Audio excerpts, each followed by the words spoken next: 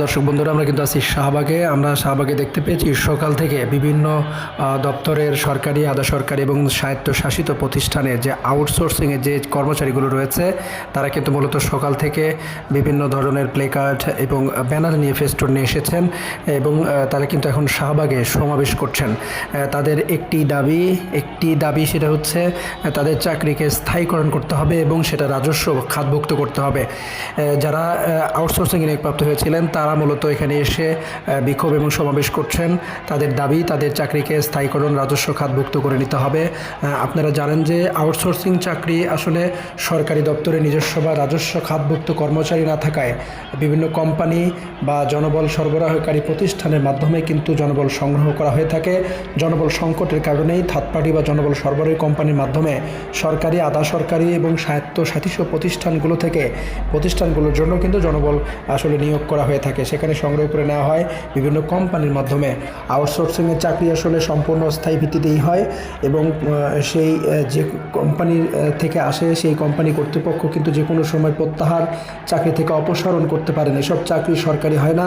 এসব চাকরি নিয়োগ বিধিতে পরিষ্কারভাবে উল্লেখ করা হয়ে থাকে এটি একটি সম্পূর্ণ অস্থায়ী ভিত্তিতেই নিয়োগ দেওয়া হয়ে থাকে। কোনো কালে এসব কর্মচারীরা সরকারি স্থায়ী বা রাজস্ব খাতভুক্ত হওয়ার আবেদন পর্যন্ত করতে পারবেন না, তাদের কোনো সুযোগ নেই।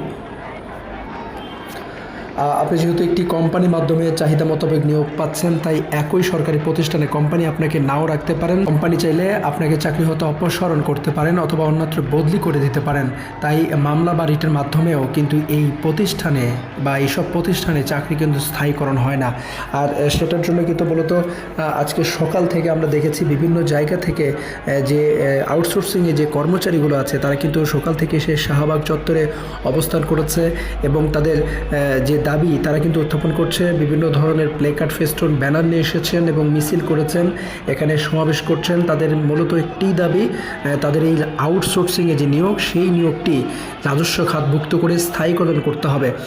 আপনারা জানেন যে গত আওয়ামী লীগ সরকারের আমলে বিভিন্ন ধরনের অধিদপ্তরে যে আউটসোর্সিংয়ে নিয়োগ দেওয়া হয়েছিল সেটা মূলত চতুর্থ শ্রেণীর কর্মচারীদের জন্য। চতুর্থ শ্রেণীর কর্মচারী কিন্তু নিয়োগ সম্পূর্ণ রাজস্ব খাতভুক্ত হতে বন্ধ করে দেওয়া হয়েছিল এবং সরকারি স্থায়ীকরণ না করার কারণেই কিন্তু বিভিন্ন ধরনের জনবল সরবরাহকারী প্রতিষ্ঠান থেকেই কিন্তু এই কর্মচারীদেরকে নেওয়া হতো এবং তাদেরকে সম্পূর্ণ অস্থায়ী ভিত্তিতে আউটসোর্সিংয়ের মাধ্যমেই কিন্তু নিয়োগ দেওয়া হতো।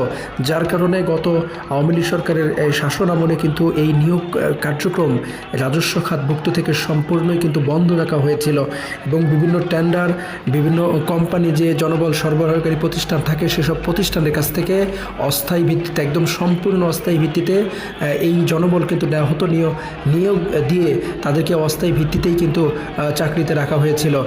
আজকে আমরা সকাল থেকেই দেখেছি যে তাদের এই চাকরিটাকে রাজস্ব খাতভুক্ত এবং সরকারিকরণ, স্থায়ীকরণের জন্য কিন্তু সকাল থেকেই সমাবেশ করছে।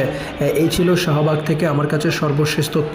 যারা ইউটিউবে দেখছেন চ্যানেলটি সাবস্ক্রাইব করবেন, যারা ফেসবুকে দেখছেন ফলো করে সাথে থাকবেন। ধন্যবাদ সবাইকে।